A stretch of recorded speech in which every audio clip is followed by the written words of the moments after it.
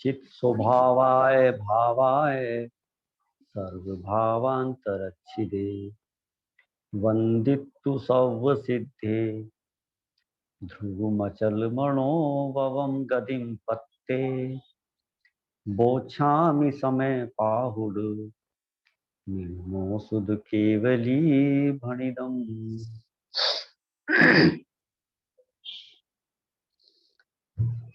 समय सार ग्रंथ विराजमान है और इसकी 8 नंबर की गाथा पे हमारी चर्चा चल रही है। अभी लास्ट में एक भाई साहब चर्चा कर रहे थे, तो वो अभी जुड़े हुए हैं या नहीं जुड़े हुए? यदि जुड़े हुए हैं तो मैं उनसे निवेदन करना चाहूंगा कि थोड़ा सा आप है ना, अपना जैन दर्शन भी साइंस है और यहाँ भी गणित आदि की मुख्यता से बहुत सारे कथन किए गए हैं। जैसे आप ये कह रहे हैं ना कि सैटेलाइट से अपन देखें तो पृथ्वी गोल दिखाई देती है। पहली बात तो अपन ये जाने कि पृथ्वी है कितनी, ठीक है ना, और सैटेलाइट से कितनी पकड़ में आ सकती है। मेरे ख्याल से जो सबसे छोटा सा अंश है इस पृथ्वी का, जम्बू द्वीप, बहुत छोटा सा अंश है जम्बू द्वीप, ठीक है, केवल 1 लाख योजन का है। तो उस 1 लाख योजन को भी शायद शायद क्या, कंफर्म ही है, सैटेलाइट नहीं पकड़ पाएगा। साइंस ये कहता है ना, सैटेलाइट से देखकर पृथ्वी गोल है। पहली बात तो उन्हें पृथ्वी का ही नहीं पता कि पृथ्वी है क्या, कितनी है पृथ्वी। एक जिसके सेंटर में जम्बू द्वीप है ना, हम तो कहते हैं जम्बू द्वीप आप इतनी पृथ्वी मान लो, तो पूरा की पूरा जम्बू द्वीप, उसके सेंटर में एक सुमेरु पर्वत है और सुमेरु पर्वत ही 1 लाख योजन ऊंचा है और जो स्वर्ग को टच कर रहा है। अब आप देख लो 1 लाख योजन उसकी ऊंचाई कितनी है, ठीक है। तो असल में क्या है कि हम बचपन से साइंस पढ़ते हैं, स्कूल जाते हैं, इंग्लिश मीडियम में पढ़ते हैं, ठीक है, तो हमारे जहन में वही प्रवेश कर जाता है। लेकिन जो लोग स्वाध्याय करते हैं, ठीक है, और जैन दर्शन के माध्यम से इस विश्व की रचना को जानते हैं, देखते हैं, तो उन्हें पता चलता है कि साइंस क्या है और जैन दर्शन क्या चीज है। जैन दर्शन के सामने तो साइंस कुछ भी नहीं है, ठीक है ना, ऐसा। हम अपनी बात को आगे बढ़ाते हैं। गाथा नंबर 7 में ये कहा था कि राग के उदय से होने वाली अशुद्धता तो बहुत दूर रहो। आत्मा का जो दर्शन ज्ञान चारित्र का भेद है, जो गुण भेद है, वह भी अनुभव में बाधक है। ये बात उन्होंने कही, ठीक है।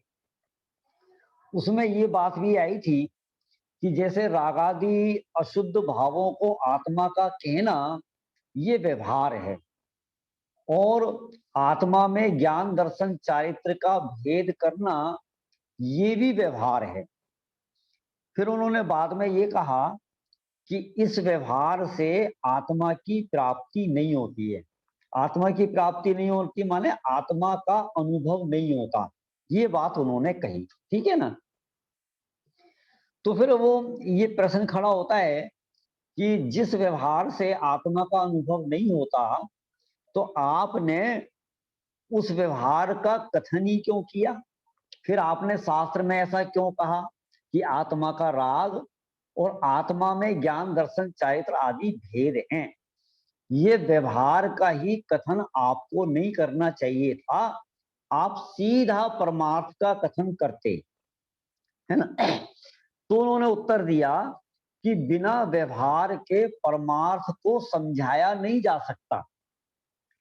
इसके लिए उन्होंने उदाहरण दिया कि जैसे मिलेक्ष को मिलेक्ष भाषा के बिना समझाना असंभव है, उसी प्रकार से व्यवहारी जनों को व्यवहार की भाषा के बिना समझाना असंभव है। यहां तक बात हमने कल की थी, ठीक है। देखो गाथार्थ हो गया था ना, गाथार्थ क्यों मानसी, गाथार्थ हो गया था? गाथार्थ, गाथा का अर्थ पढ़ लिया था अपन ने, पढ़ लिया था, ठीक है। अब टीका पढ़ेंगे। भैया एक बार दोबारा समझा दो गाथार्थ। गाथार्थ दोबारा देख लो आप।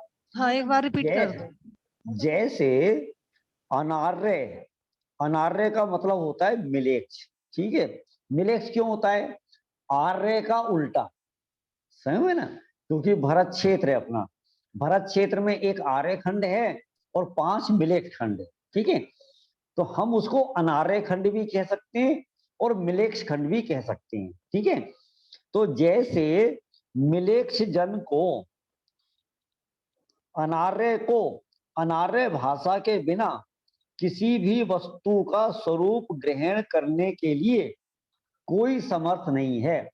माने कोई अनार्य है तो बिना अनार्य के भाषा के, बिना अनार्य भाषा के वो किसी भी वस्तु को जान नहीं सकता, जान नहीं सकता, ठीक है ना, उसको ग्रहण कराना असंभव है। उसी प्रकार व्यवहार के बिना परमार्थ का उपदेश देना अशक्य है, ठीक है। कल हमने इसमें थोड़ी सी चर्चा करी थी कि आत्मा अभेद है और वो निश्चय का विषय है। अब कोई पूछे कि साहब आत्मा क्या चीज है, अब हम उससे ये कहते हैं कि आत्मा आत्मा है, तो क्या वो समझ पाएगा? नहीं समझ पाएगा, ठीक है ना। तो अभी क्या है कि हम धीरे धीरे है ना, पहले बहुत स्थूल कथन करेंगे, उसके बाद धीरे धीरे धीरे करके उसको आगे बढ़ाएंगे। सबसे पहले क्या कहा जाएगा कि त्रस जीव है, स्थावर जीव है, संगी असंगी जीव है, ठीक है। 14 गुण स्थान वाला आत्मा है, मारणाओं वाला आत्मा है, राग वाला आत्मा है, क्रोध वाला आत्मा है, ठीक है, प्रमत अप्रमत वाला आत्मा है। फिर उसको कहेंगे कि ज्ञान दर्शन वाला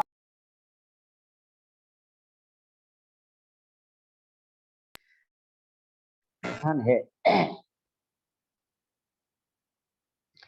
तो वो भेद का और संयोग का दो चीज ले लेना। क्या कहा? संयोग का और भेद का। जितना भी कथन होता है वो सारा की सारा व्यवहार के खाते में आता है, ठीक है ना। तो अब इस व्यवहार का अवलंबन ना लिया जाए तो कोई भव्य जीव आत्मा को कैसे समझ पाएगा? तो व्यवहार से परमार्थ का कथन किया जाता है। अब देखो, व्यवहार एकदम असत्यार्थ, एकदम अभूतार्थ, एकदम झूठा ऐसा भी नहीं है। क्यों नहीं है? क्योंकि जो व्यवहार है ना, तो वो व्यवहार परमार्थ का ही प्रतिपादक है, बताता केवल आत्मा को है। जितना भी व्यवहार है वो धीरे धीरे इस जीव को आत्मा के समीप लेकर जाता है। समझ में आ रहा है कि नहीं आ रहा? लता जी, आपको समझ में आ रहा है? आपका ध्यान मुझे लग रहा है कहीं और था, ठीक है। थोड़ा सा आप सावधान हो जाइए। क्या कहते हैं अपन, देखो, व्यवहार और निश्चय में एक है ना संबंध है, प्रतिपाद प्रतिपादक का, व्यवहार निश्चय में, ठीक है। क्या होता है कि व्यवहार में प्रतिपादन करता है, किसका प्रतिपादन करता है? निश्चय का। निश्चय माने आत्मा, समझ में? देखो, जैसे व्यवहार ने ये कहता है कि जिस मकान में तुम रहते हो ना, वो मकान तुम्हारा है, ये व्यवहार का कथन है, ठीक है। तो साहब इतना, इतनी झूठी बात, आप ऐसा कैसे, ये तो पुद्गल का है और आप इसे तुम ये कह रहे हो जीव का है। सुनो, इसने क्या काम किया है, इस दुनिया में जितने मकान है ना, उन मकानों से दस्ती हटाई है। माने अब तेरे को अपने मकान को छोड़कर बाकी जगत के सारे मकानों का राग तोड़ना है। अब देखो, इस व्यवहार ने कितना बड़ा काम किया, इसने एक मकान को तेरा कहा, ख्याल में है कि नहीं? ये मकान तेरा है। फिर अगले नंबर पे थोड़ा व्यवहार और आगे बढ़ाएगा, वो कहता है इनके सबके नाम हैं, लेकिन मैं भी है ना उनको आपको उलझाना नहीं चाहता, है ना, क्योंकि व्यवहारने के बहुत भेद होते हैं, असदभूत, सदभूत, ठीक है ना, आदि आदि। तो फिर अगले नंबर का ये कहेगा कि भाई साहब मकान तुम्हारा नहीं है, शरीर तुम्हारा है। अब इसने क्या करा कि शरीर को छोड़कर जितने भी पदार्थ थे, ठीक है, मकान, दुकान, रुपया, पैसा, जितने भी शरीर को छोड़कर कपड़े लत्ते, उन सब से राग छुड़ाया, मोह छुड़ाया। तो इस व्यवहार ने कितना बड़ा काम किया। देखो सारे की सारे व्यवहार धीरे धीरे आत्मा के नजदीक लेकर आते। फिर अगला व्यवहार आएगा तो वो ये कहेगा कि नहीं, शरीर भी तुम्हारा नहीं है, शरीर तो छूट जाता है, केवल राग तुम्हारा है, क्रोध तुम्हारा है, कसाय तुम्हारी है, विकारी भाव तुम्हारे हैं। अब इसने क्या करा, शरीर का मोह भी छुड़ा दिया। फिर अगले नंबर पे ये कहता है कि नहीं, राग तुम्हारा कैसे होता है, राग तो विभाव है, राग तो छूट जाता है, ठीक है।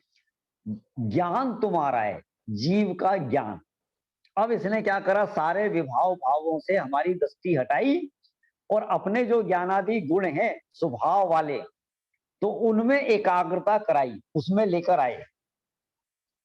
अब क्या है कि जब जीव यहां तक आ जाएगा तो फिर क्या कहा जाएगा, नहीं नहीं नहीं नहीं, तुम ज्ञान दर्शन चारित्र का भेद कब तक करते रहोगे, तुम्हारे इन विकल्पों से आत्मा की अनुभूति नहीं होगी। तो राग जीव का नहीं, ज्ञान जीव का नहीं, बस अभेद आत्मा, बस इसका नाम निश्चय है।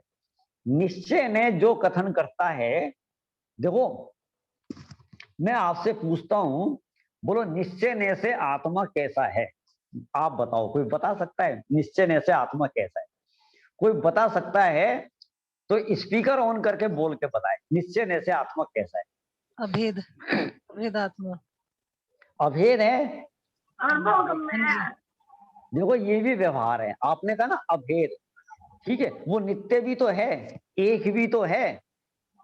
बोलो, आपने तो केवल एक धर्म कहा है, बाकी के धर्म, समझे ना। अब आपने कहा आत्मा आत्मा है, ये भी गलत है। तो दो आत्मा है क्या? देखो आत्मा आत्मा है, समझ है कि नहीं है? तो आप जो भी कथन करोगे ना, सब व्यवहार के खाते में आएगा। बस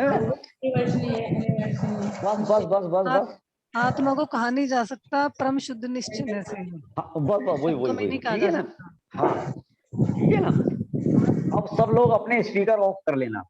आत्मा आत्मा नहीं, हर वस्तु, ठीक है, जो निश्चय नहीं की विषय है, सब अनिर्वचनीय है। अनिर्वचनीय माने उसको वचनों से नहीं कहा जा सकता। जो भी वचन भेद आएगा सब व्यवहार के खाते में जाए। तो व्यवहार ने आत्मा का प्रतिपादन करता है, ठीक है। अच्छा, अब निश्चय ने क्या करता है, निश्चय ने व्यवहार में एक संबंध और है, निषेध्य निषेधक, कि निश्चय का काम व्यवहार का निषेध करना है। देखो व्यवहार ने कहा कि ये मकान देवदत्त का, मकान देवदत्त का मकान, निश्चय ने कहेगा नहीं, ठीक है। फिर व्यवहार ने कहा कि नहीं मकान नहीं, व्यवहार ने कहा देवदत्त का शरीर, तो निश्चय ने कहेगा नहीं। व्यवहार ने कहेगा देवदत्त का राग, राग देवदत्त का, निश्चय ने कहेगा नहीं। माने निश्चय ने तो निषेध करेगा, निषेध करेगा। देखो आप है ना, गाथा नंबर 7 है जैसे, ठीक है, 7 है, 7 नंबर की गाथा देखो। तो गाथा में 2 लाइनें हैं। पहली लाइन में व्यवहार का कथन है। तो व्यवहार ने क्या करता है, व्यवहारेणु वदिष्यति, व्यवहार ने से कहा जाता है, क्या कहा जाता है, नानिस चरित्र दंसनम नाणम, कि ज्ञानी के दर्शन ज्ञान चारित्र होते हैं। गाथा नंबर 7, ठीक है। ये किसने कहा, व्यवहार ने। तो फिर अगली गाथा निश्चय ने की। निश्चय ने क्या कहता है, ना ना, देखो 3 बार ना ना कहा, नवीनानम है, न चरित्रम न दर्शनम जान गो शुद्धो। सही में, तो निश्चय ने तो व्यवहार ने का निषेध ही करता है। अब देखो निश्चय व्यवहार में कैसी दुश्मनी है। देखो तुम्हें लग रहा होगा निश्चय ना बड़ा नालायक है, वो बेचारा तुम्हारा प्रतिपादन करता है, कौन, व्यवहार, ठीक है। धीरे धीरे इस जीव को तुम्हारे पास लेकर आता है, तुमसे मिलवाता है, तुम्हारा तुम्हारे गीत गाता है, ठीक है, और तुम इसका निषेध करते हो, तो ये शत्रुता है कि मित्रता है? हमें शत्रुता लगेगी, ठीक है, लेकिन ये सच्ची मित्रता है, सच्ची मित्रता। तो ऐसी कैसी सच्ची मित्रता होती है कि ऐसी भी होती है, जैसे शतरंज के दो खिलाड़ी हैं, आमने सामने बैठे हैं, दोनों एक दूसरे के सेना को मारने के लिए तैयार रहते हैं कि कब मैं तेरे राजा को मारूं, वजीर को मारूं, हाथी को मारूं, घोड़े को मारूं, और वो माने किसी भी तरह, सही में है कि नहीं है? अब देखना, दोनों एक दूसरे को मरने मारने को तैयार बैठे हैं, और वो शत्रु हैं कि मित्र हैं? दो जने बैठे हैं, शतरंज खेल रहे हैं, ठीक है। अब आप समझ गए कि नहीं समझ गए? सही मायने में निश्चय व्यवहार तो परस्पर में एक दूसरे के पूरक हैं, ठीक है, शत्रु नहीं है। हमें लग सकता है, ठीक है, कि व्यवहार ने तो बेचारा प्रतिपादन करता है और निश्चय ने उसका निषेध करता है। देखो, व्यवहार ने की शोभा इसी में है कि वो निश्चय ने का प्रतिपादन करे, निश्चय ने की सुरक्षा करे, निश्चय की सेवा करे, और निश्चय ने की शोभा इसमें है कि वो व्यवहार ने का निषेध करे। देखो मैं आपको समझाता हूं। जैसे केला है, या दुनिया में कोई भी वस्तु है, हर वस्तु पैकिंग में होती है। जैसे बादाम की मींगी है, बादाम की मींगी की पैकिंग क्या है? छिलका। केले का गूदा है, तो केले की गूदे की पैकिंग क्या है? छिलका। समझ में आ रहा है ना? अच्छा, अब आप बाजार से कोई भी चीज लाओ, बाजार से एनासीन की गोली लाओ, तो एनासीन की गोली की पैकिंग, समझ में है ना? अच्छा, जो एनासीन की गोली की पैकिंग है, तो अंदर एनासीन है, एनासीन दिखाई देती है या पैकिंग दिखाई देती है? पैकिंग, ठीक है। केले का गूदा दिखाई देता है कि केले का छिलका दिखाई देता है? छिलका। केले के गूदे की पहचान कौन कराता है? केले के गूदे की पहचान छिलका। ऐसा नहीं आप केले खरीदने गए तो आप छील छील के देखो पहले कि देखे अंदर का गूदा कैसा है, सही, मतलब छिलका गूदे की पहचान कराता है। वैसे ही व्यवहार निश्चय ने की पहचान कराता है, एक बात। दूसरी बात, व्यवहार निश्चय ने के विषयभूत आत्मा की रक्षा करता है। छिलका सर्दी गर्मी सब चीज सहेगा, बरसात ओले पत्थर सब सहेगा। किसके लिए सहता है, किसकी रक्षा करता है?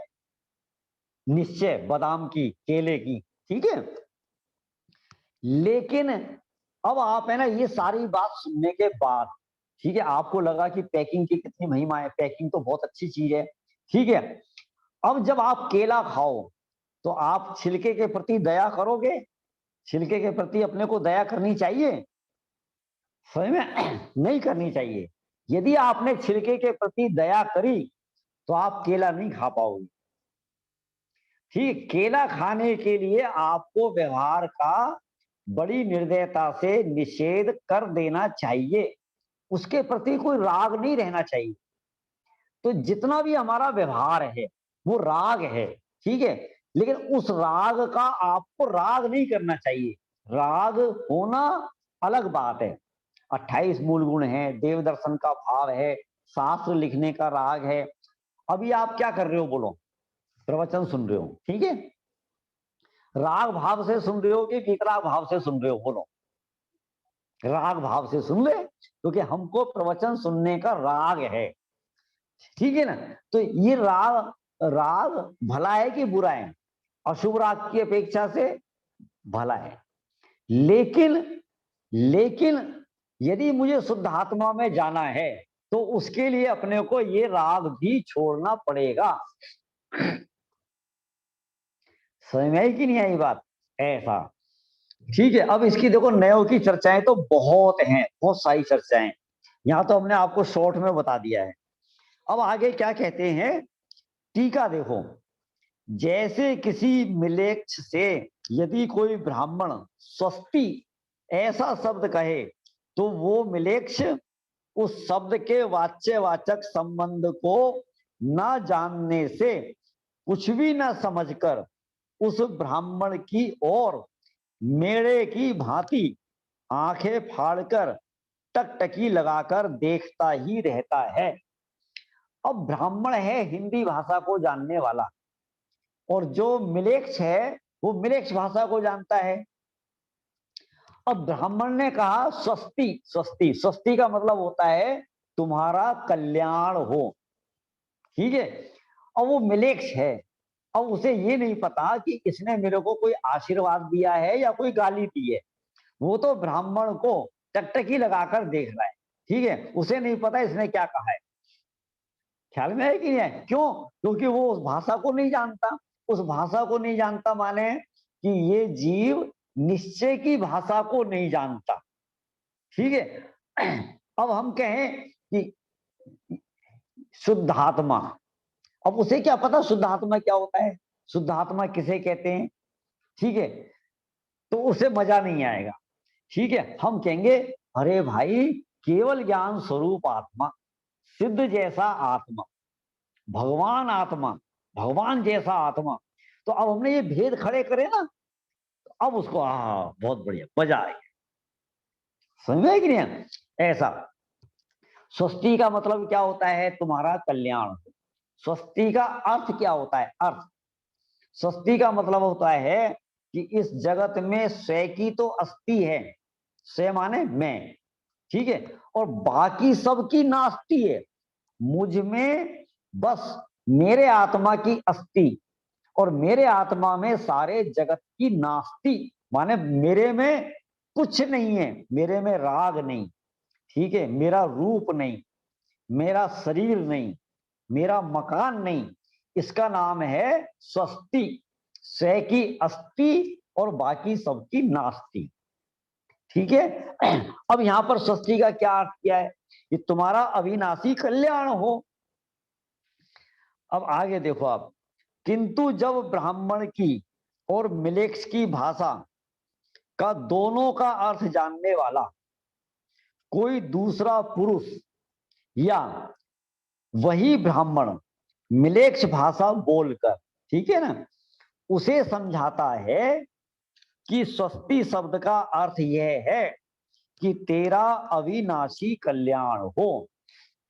अब यहां तो हिंदी भाषा में समझाया है, क्योंकि यहाँ कौन बैठे हुए हैं? यहाँ मिलेच्छ कौन बैठे हैं बोलो, समझ में आएगी नहीं?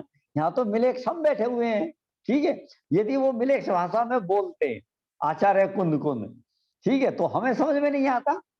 तो उन्होंने स्वस्ति का अर्थ समझाया कि तुम्हारा अविनाशी कल्याण हो।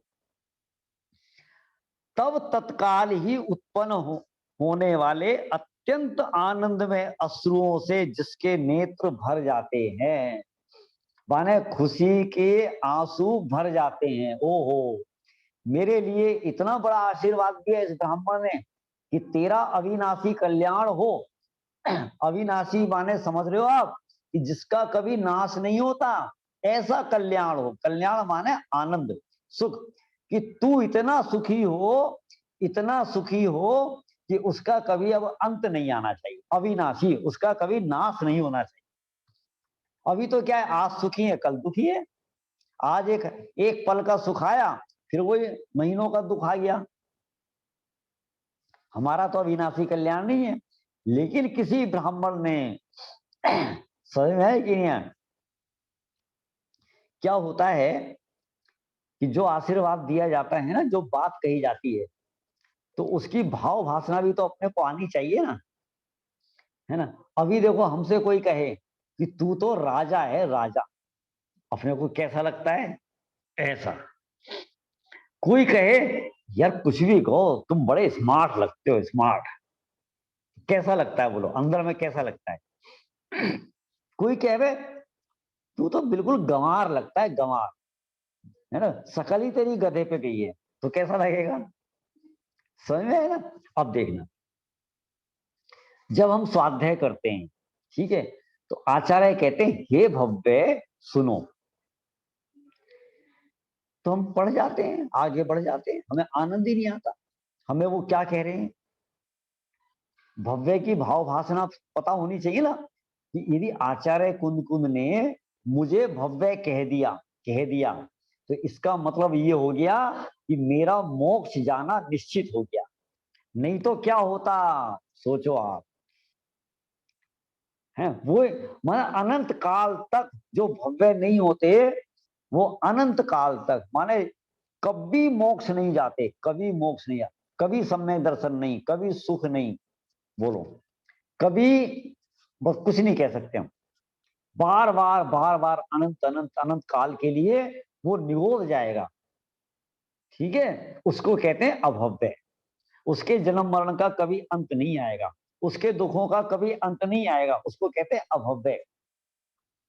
तो जिसको ये भाव भासना होती है कि भव्य माने क्या, अभव्य माने क्या, तो जब आचार्य हमारे लिए कहते हैं कि हे भव्य, तो अपने को आह्लाद आना चाहिए, आनंद आना चाहिए।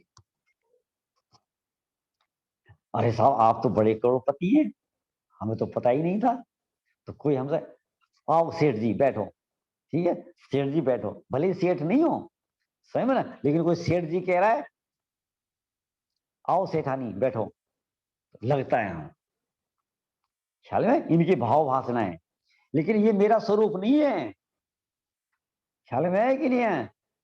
ऐसा हे आत्मन, हे चेतन, हे भव्य, ये हमारे संबोधन आते हैं जिनवाणी में।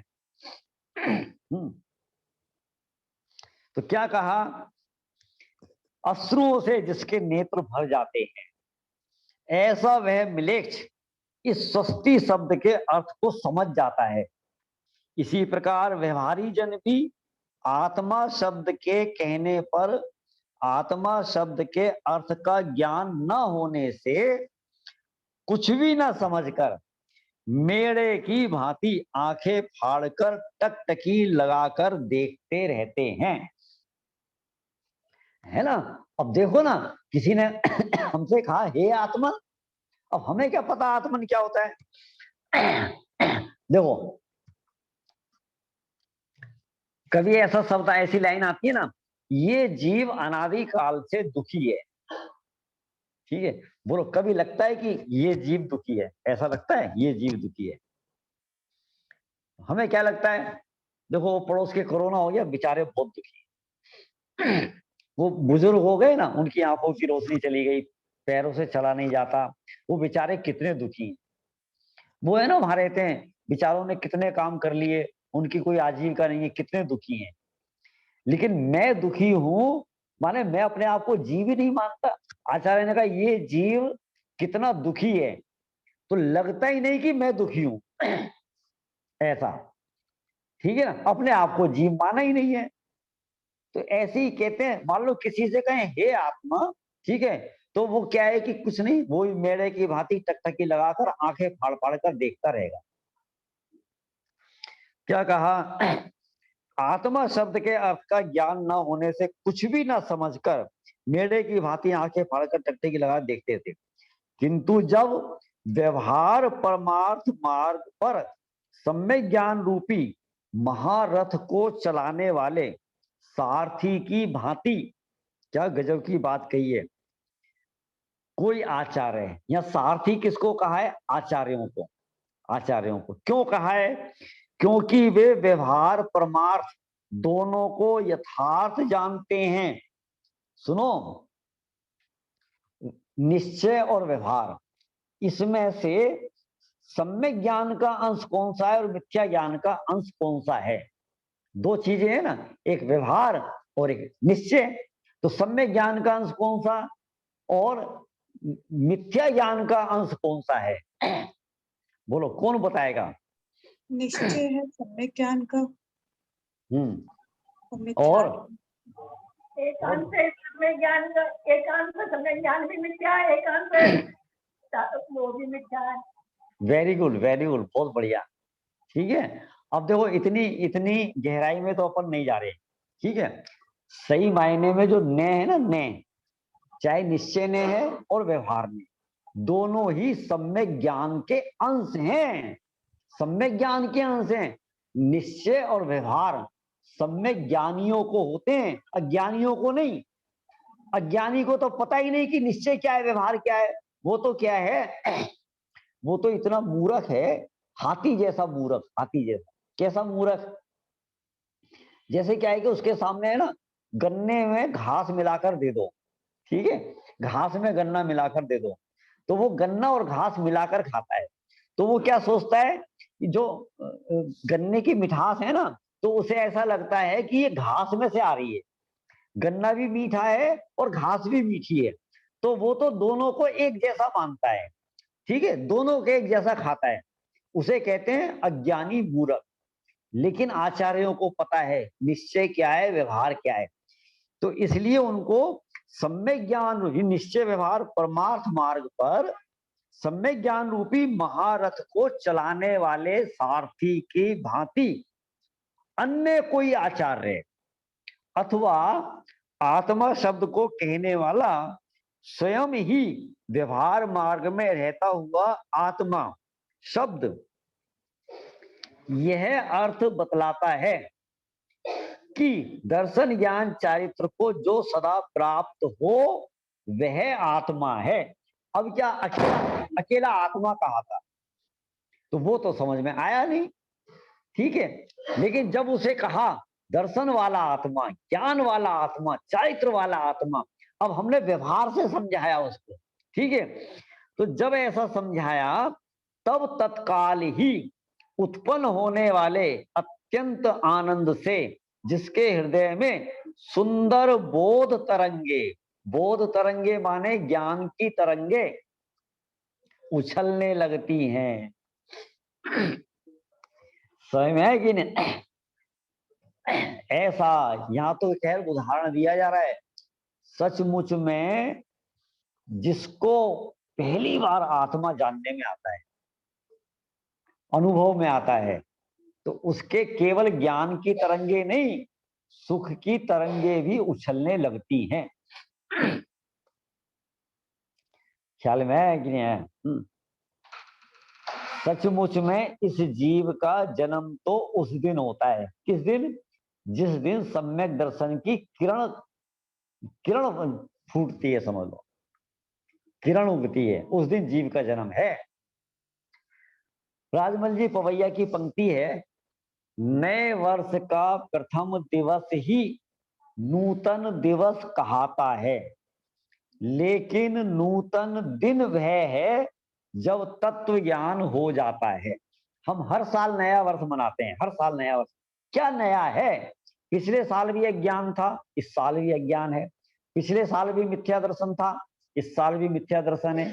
पिछले साल भी राग था, इस साल भी राग है। क्या नया हुआ है? तो वहां कवि ने ये कहा है, नया दिन तो वो है जब तत्व ज्ञान हो जाता है। हम तो यहां ये कह रहे हैं इस जीव का उस दिन पहला जन्म होगा और वो जन्म अंतिम होगा, ख्याल में, फर्स्ट एंड लास्ट, ऐसा है ना। तो जिस दिन वो पहला जन्म होगा, पहली बार सम्यक दर्शन होगा, ज्ञान की तरंगे, आनंद की तरंगे उछलने लगेंगी और वो जीव अंदर अंदर में उछलता है, उछलता है। बाहर में ऐसा नहीं कि वो कोई नाचेगा, गाएगा, ढोल बजवाएगा, भैया आज तो मेरे घर के बाहर बाजे बजने चाहिए, किस बात के? मुझे सम्यक दर्शन हुआ है, ऐसा नहीं। कैसा आनंद होगा उसको, कैसा आनंद होगा? मान लो आज के समय में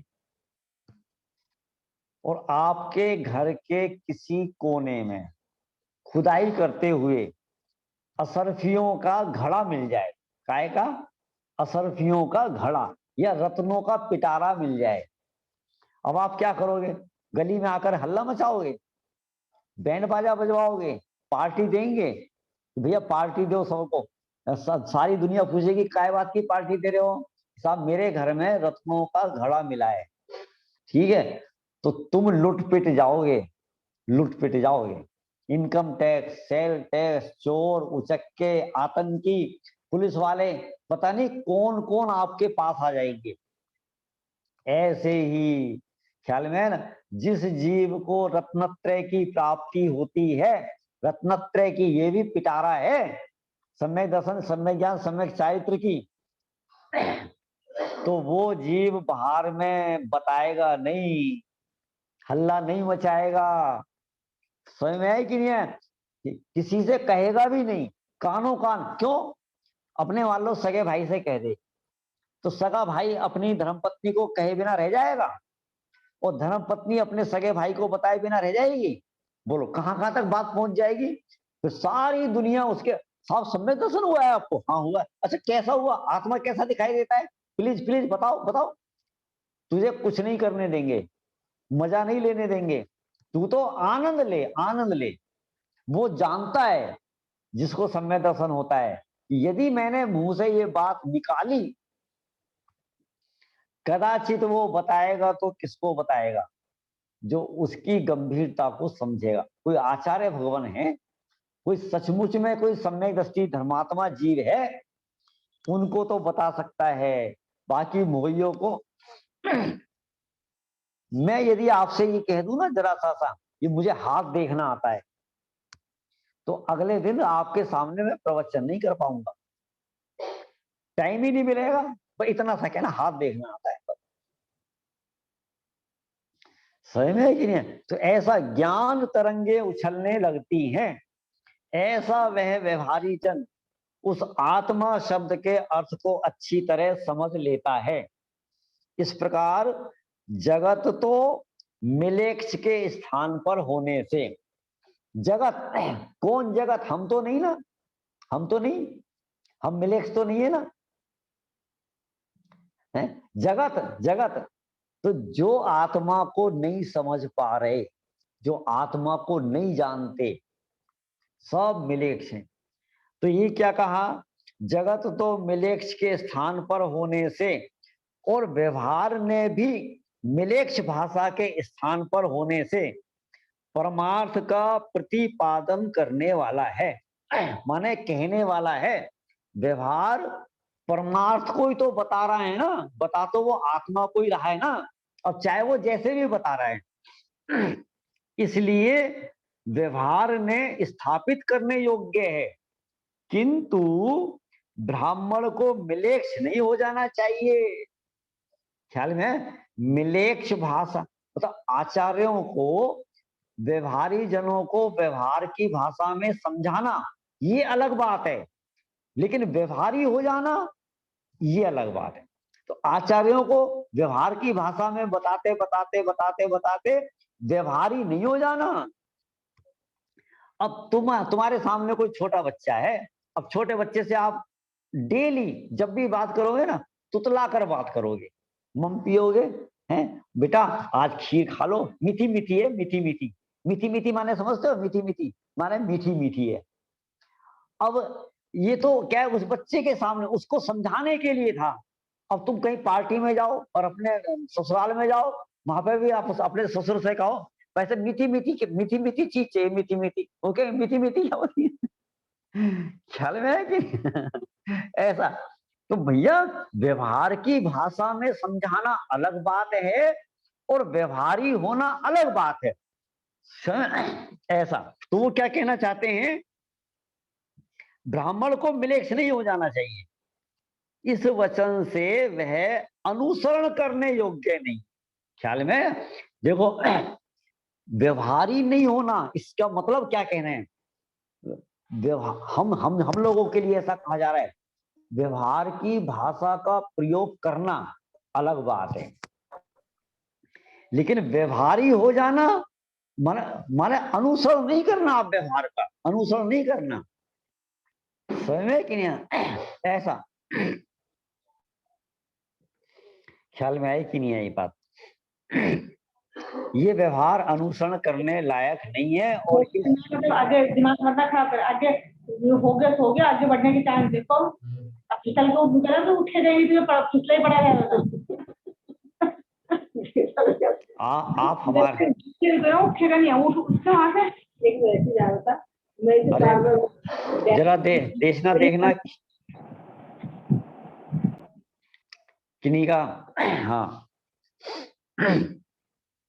गलती हो जाती है कई बार, ठीक है? ऐसा समझ में है कि नहीं आया? व्यवहार तुझे का अगर ये 20 फिर चले गए तो फिर क्या करें? अकल खुद देगा कितने अनुभव आ जाएगा दुनियादारी सीख जाएगा। अरे ऋषभ, तुम्हारे पास देखना बैठी है क्या? ऋषभ, स्वाध्याय में बैठे हो ना आप? वो भाभी जी का बार बार ऑन हो रहा है।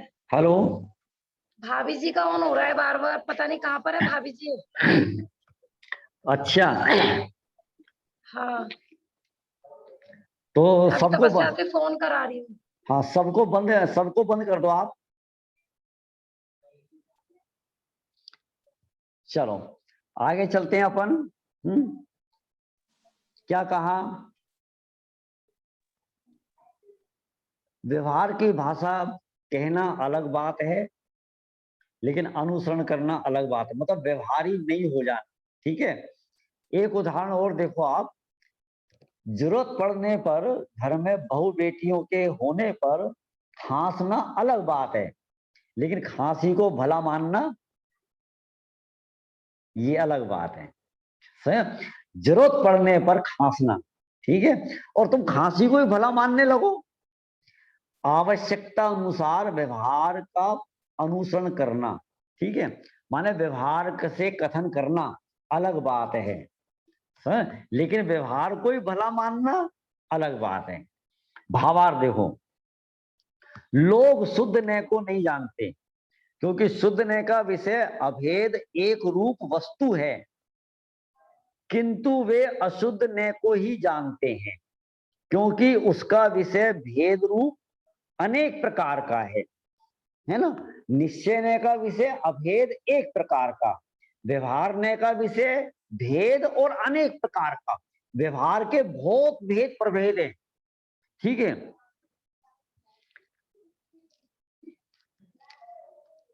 विषय अनेक प्रकार, इसलिए वे व्यवहार के द्वारा ही परमार्थ को समझ सकते हैं। अतः व्यवहार नय को परमार्थ का कहने वाला जानकर उसका उपदेश किया जाता है।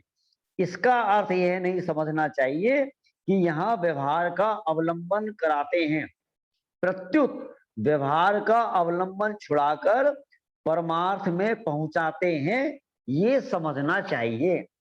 ख्याल में है कि नहीं? यहाँ आचार्यों का जैसे व्यवहार का कथन किया, तो ये नहीं कि व्यवहार का अवलंबन कराना है, व्यवहार से परमार्थ का प्रतिपादन करके जब निश्चय नय का विषय आत्मा समझ में आ जाएगा और पकड़ में आ जाएगा, फिर व्यवहार का अवलंबन छुड़ाना है, ऐसा। ख्याल में है ना? बहुत सारे उदाहरण हैं।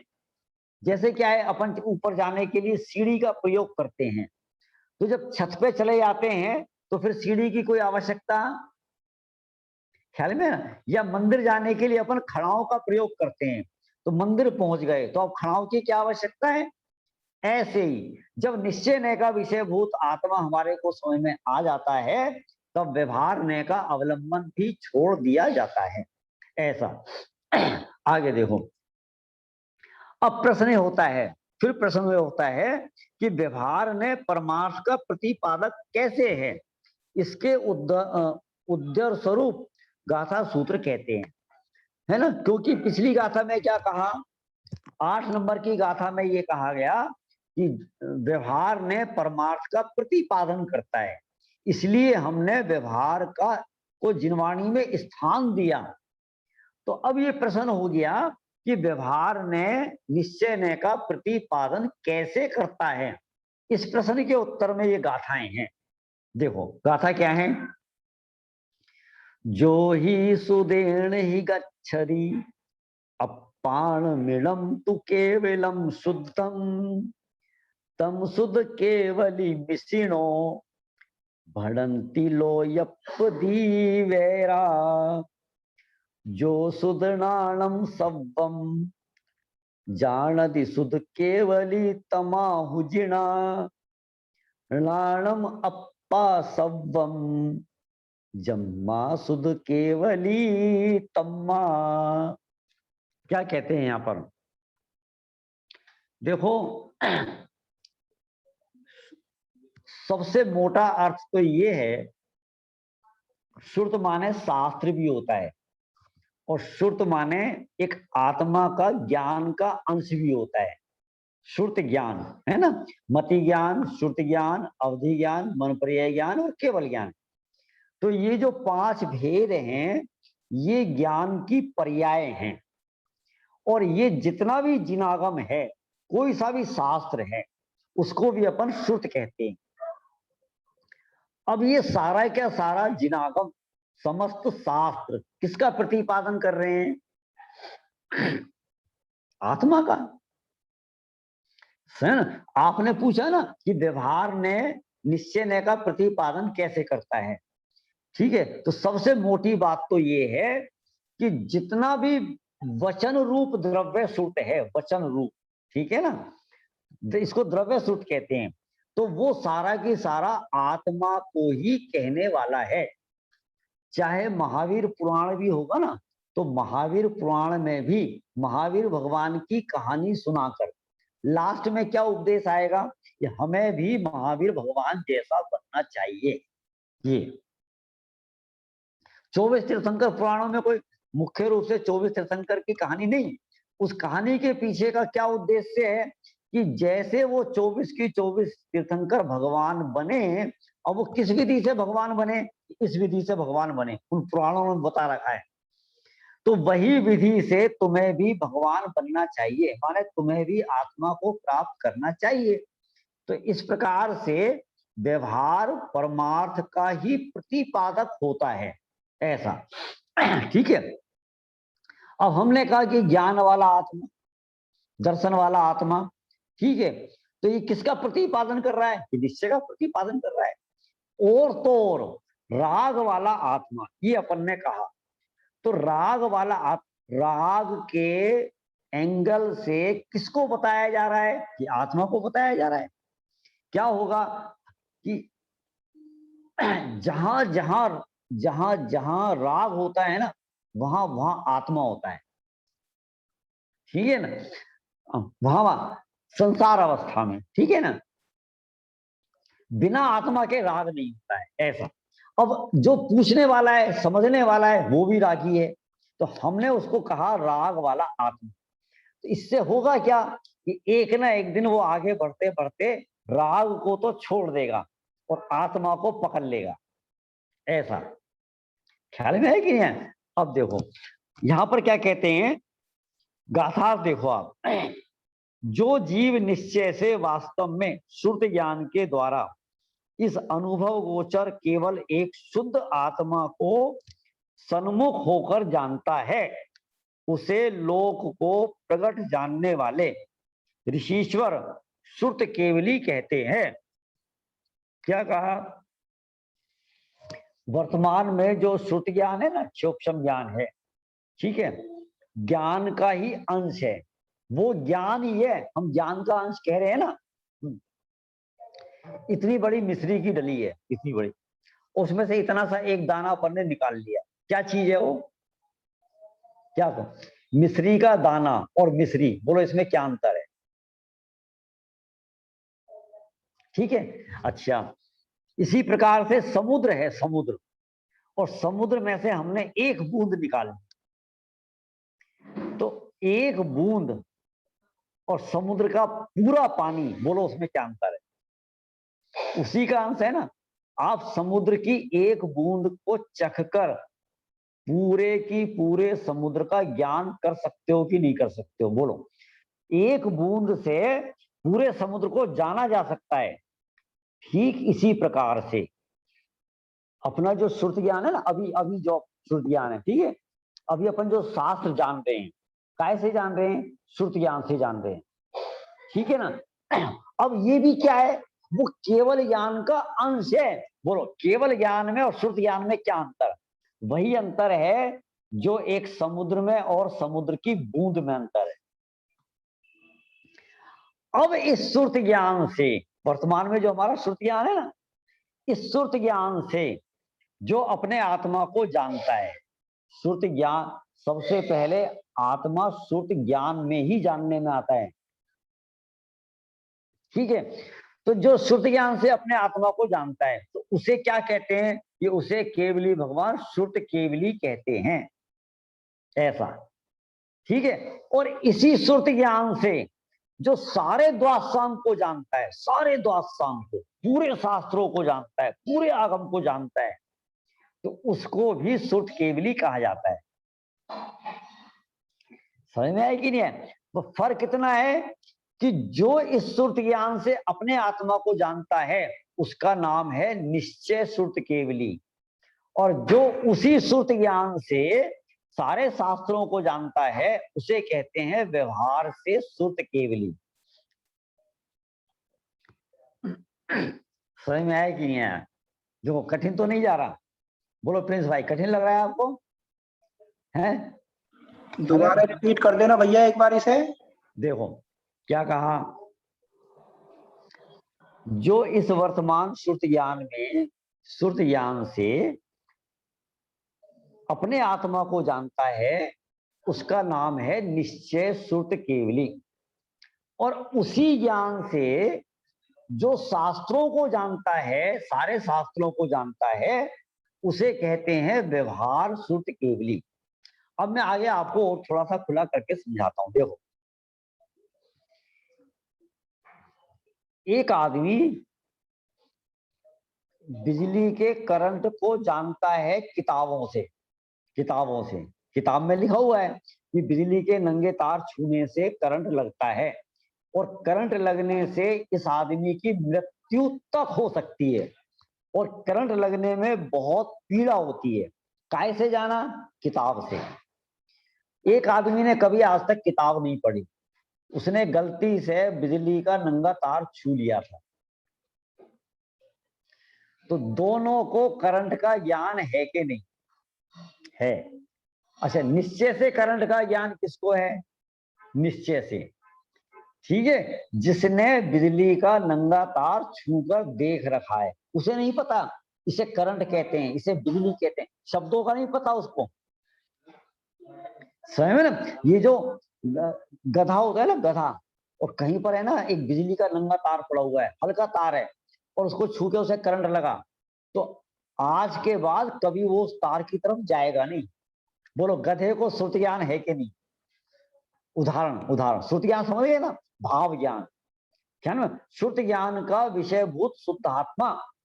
तो जो इस श्रुत ज्ञान से अपने शुद्ध आत्मा को जानते हैं उन्हें लोक को प्रकट जानने वाले ऋषीश्वर श्रुत केवली कहते हैं।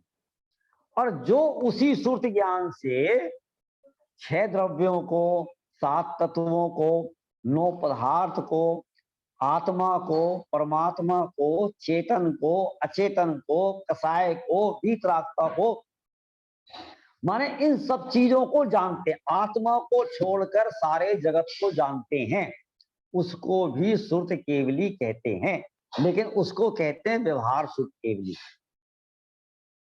अच्छा, अब आपको ऐसा लग रहा होगा कि श्रुत केवली 2 हो गए। कितने श्रुत केवली हो गए? एक तो निश्चय श्रुत केवली और एक व्यवहार श्रुत केवली। ऐसा नहीं होता है। जो द्वादशांग के ज्ञाता होते हैं वो गारंटी से अपने आत्मा को भी जानते हैं, और जो अपने आत्मा को जानते हैं वो गारंटी से द्वादशांग के ज्ञाता भी होते हैं। अब ऐसा नहीं है कि निश्चय वाले अलग हैं और व्यवहार वाले अलग है, ऐसा नहीं होता है। 11 अंग 9 पूर्व का ज्ञान अज्ञानी मिथ्या दृष्टि को हो सकता है, लेकिन द्वादशांग का ज्ञान, सर्वश्रुत ज्ञान का, सर्वश्रुत का ज्ञान वो केवल ज्ञानी को ही होगा। ऐसा केवल कथन का भेद है। यहाँ पर कथन का भेद क्या है कि उस श्रुत ज्ञान में जो आत्मा जानने में आ रहा है तो उसका नाम निश्चय श्रुत केवली, निश्चय श्रुत ज्ञान, और उसी श्रुत ज्ञान में जो सारा जगत जानने में आ रहा है तो उसका नाम है व्यवहार श्रुत ज्ञान, व्यवहार श्रुत केवली। अब जो व्यवहार श्रुत केवली पना है, जिस व्यवहार श्रुत केवली को मैं पूरा द्वादशांग है, तो उसमें क्या जानने में आया? क्या जानने में आया? शुद्धात्मा जानने में आया। किसका प्रतिपादन हुआ? शुद्धात्मा का प्रतिपादन। ऐसा। अब देखना, एक तो स्वाध्याय होता है, स्वाध्याय। स्वाध्याय क्यों करते हैं? स्व अध्ययन, ठीक है, मतलब आत्मा के लक्ष्य से किया जाने वाला अध्ययन, ठीक है, उसका नाम स्वाध्याय है। समझ में ना। अब बहुत सारे लोग क्या करते हैं, आत्मा की बात हमें समझ में नहीं आती, ये आत्मा की बात तो वो लोग करते हैं, बस उससे हमें कोई लेना नहीं। हमें तो क्या है कि हरिवंश पुराण है, पार्श पुराण है, महावीर पुराण है, पद्म पुराण है, ये पढ़ लेंगे अपन, कर्णन योग पढ़ लेंगे, है ना, गोमरसार पढ़ लेंगे, कर्म के बारे में जान लेंगे, 3 लोक के बारे में जान लेंगे। आत्मा वात्मा हमें समझ में नहीं आता, तो उसका नाम स्वाध्याय नहीं है। स्वाध्याय देखो, किताब पढ़ना, इसका नाम व्यवहार स्वाध्याय। क्यों पढ़ना, किसके लिए पढ़ना, इसको पढ़ के करना क्या है, आत्मा को प्राप्त करना है। आत्मा का प्राप्त होना, आत्मा का ज्ञान, उसका नाम है निश्चय स्वाध्याय। यहां तक बात समझ में आ गई। अब किसी को आत्मा की खबर तो नहीं, आत्मा की बात नहीं सुनना चाहता, साथ पढ़ना बहुत अच्छा लगता है, आप उसको व्यवहार स्वाध्याय कहोगे? बोलो, उसका नाम व्यवहार स्वाध्याय नहीं है। व्यवहार स्वाध्याय कब कहलाएगा, जहां निश्चय स्वाध्याय होगा। निश्चय होता है तो व्यवहार होता है। यदि बादाम की मीगी होती है तो छिलके को बादाम कहा जाता है, और मीगी नहीं है ना तो छिलके को कोई बादाम नहीं कहता। अंदर का गूदा होता है तो छिलके को केला कहा जाता है, ठीक है, और गूदा निकल गया तो सारी दुनिया उसको छिलका कहती है।